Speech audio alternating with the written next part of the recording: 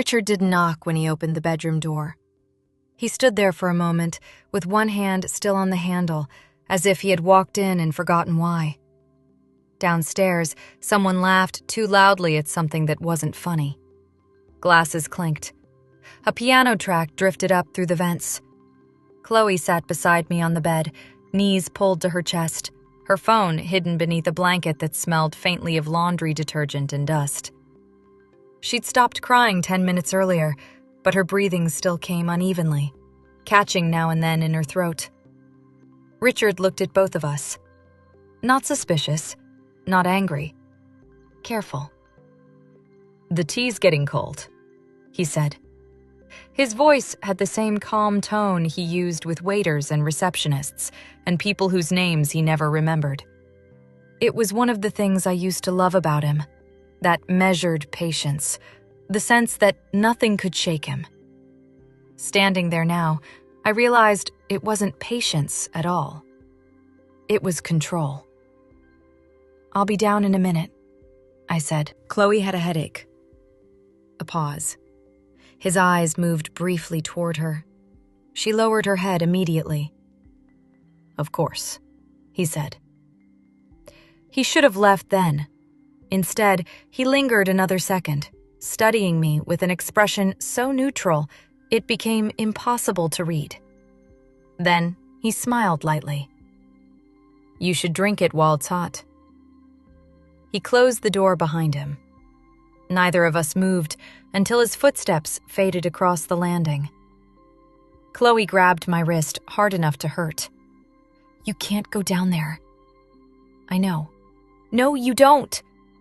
Her voice cracked. "You still think there's a chance I'm wrong." I almost answered too quickly. That was the frightening part.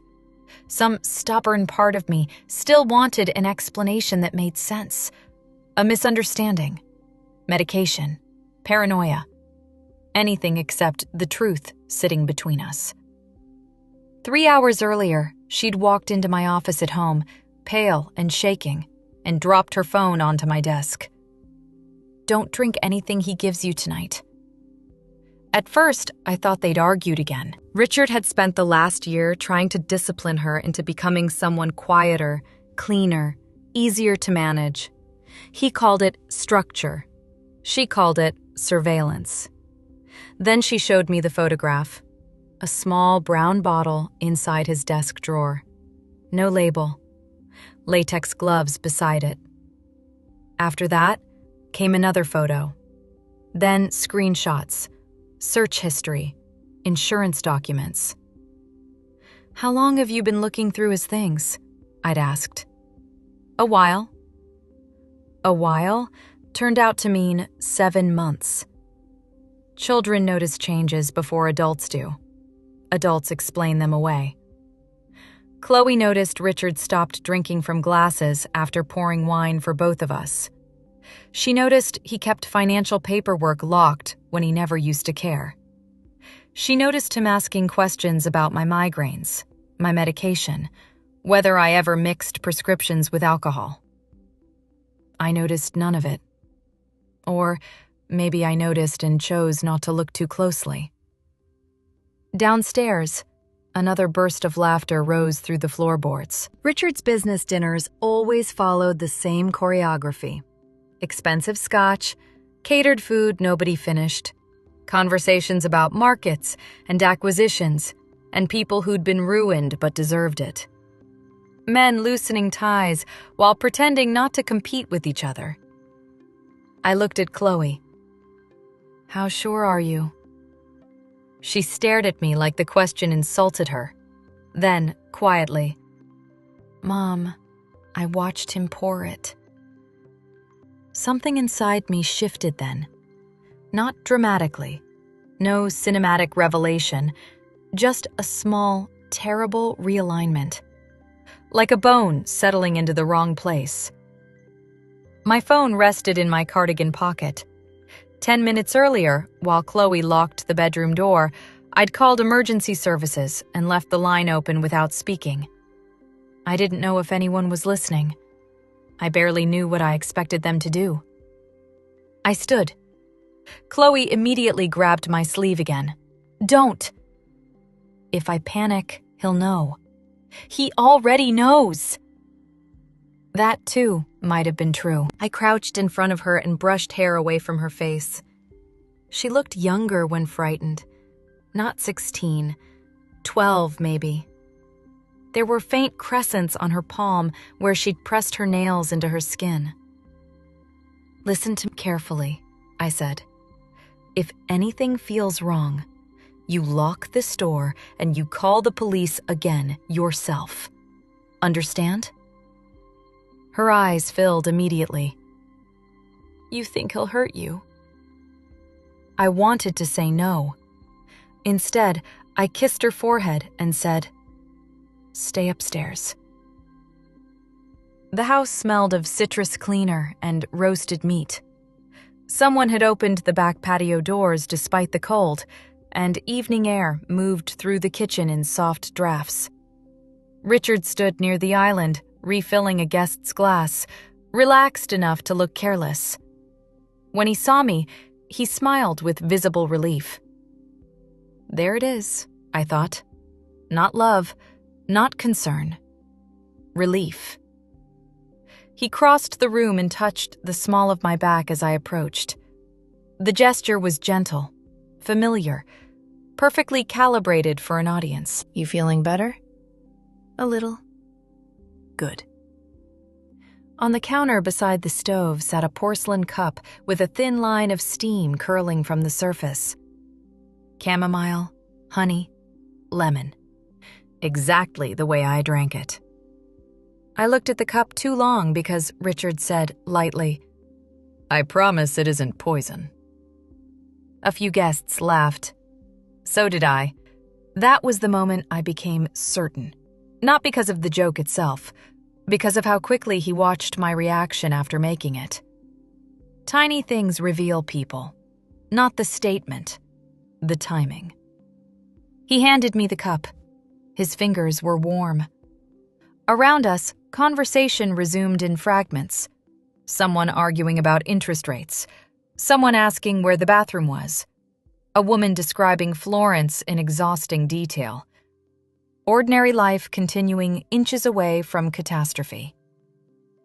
I lifted the tea toward my mouth. Richard watched me without blinking.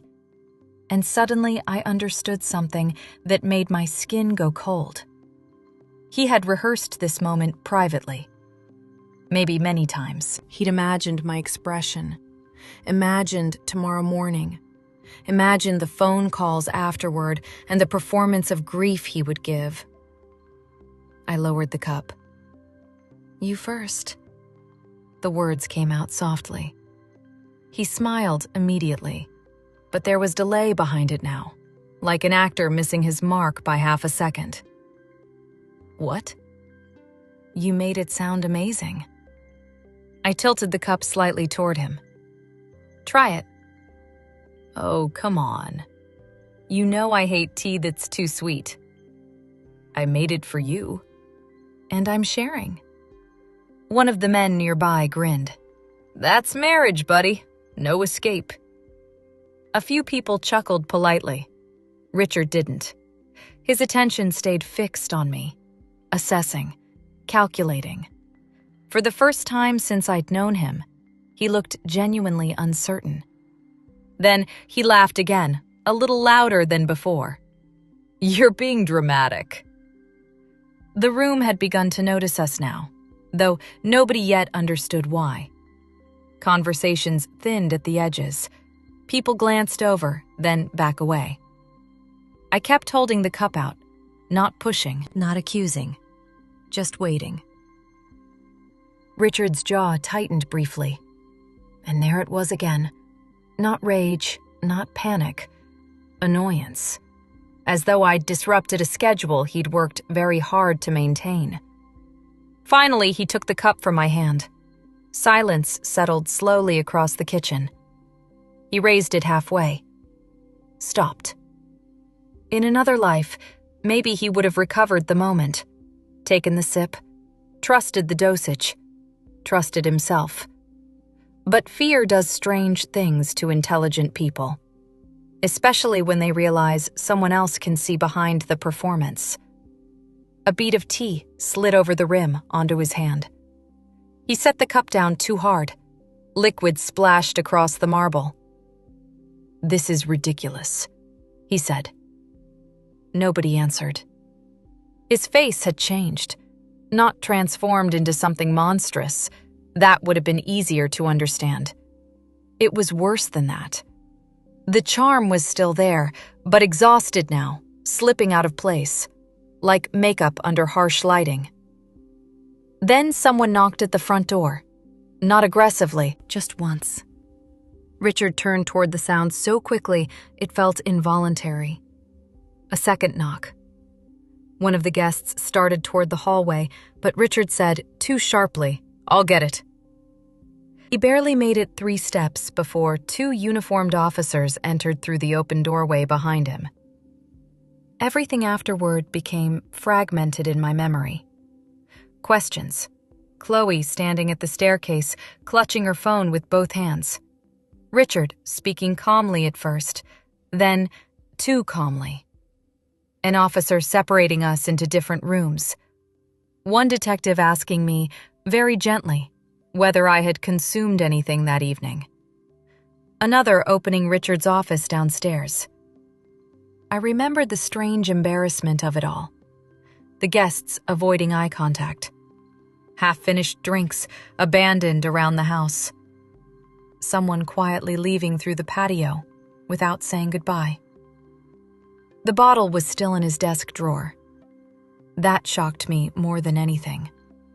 I kept thinking, if he truly planned this, why keep it? Later, much later, I understood. People rarely experience themselves as villains. He didn't think of the bottle as evidence. He thought of it as a tool, something temporary, manageable, like a lie. The toxin itself was difficult to trace in small doses. The detective explained that carefully, without unnecessary detail. Enough to induce cardiac complications in someone with my medical history. Enough to raise questions, not certainty. Richard had done his research thoroughly, just not thoroughly enough. The financial investigation uncovered the rest over the following weeks. Debt hidden behind shell accounts, forged signatures, insurance adjustments finalized less than a month earlier. I learned about my own marriage through printed documents handed across conference tables. That may have been the hardest part. Not the fear, not even the betrayal. The administrative nature of it. Dates, transfers, password resets. A life collapsing in spreadsheet form. Richard never confessed, even after the arrest, even after formal charges were filed. When I saw him one final time before the trial, he looked tired more than anything else. Older, smaller than I remembered. "You destroyed everything," he told me quietly through the glass. Not, "I'm sorry." Not, "I loved you." Just that. As if the real tragedy was interruption. Chloe refused to attend the hearings. I didn't force her. For a while afterward, she slept with her bedroom light on again, something she hadn't done since childhood. Sometimes I'd wake in the middle of the night and hear her moving around upstairs at 3 a.m, opening drawers, closing them, unable to settle. Neither of us spoke much about what happened. Trauma creates its own weather inside a house. You learn to move around it carefully. People behaved strangely once the story became public. Some became overly kind, others hungry for details. A woman from our neighborhood brought over lasagna and spent 20 minutes fishing for information about the poison. One of Richard's former colleagues sent me a 3-page email explaining he had always sensed darkness in him. Which was interesting because he'd vacationed with us twice. Most people rewrite the past to protect themselves from the idea that they missed something obvious. The truth is usually less flattering. Danger rarely arrives looking dangerous. Sometimes it arrives carrying groceries, paying taxes, asking whether you slept well. I spent months replaying small memories I used to consider meaningless. Richard insisting on handling our finances alone. Richard replacing my vitamins after throwing out the old bottle. Richard standing in the kitchen one morning, watching me stir sugar into coffee with an expression I couldn't understand at the time. Not hatred, measurement. That's the memory that stayed.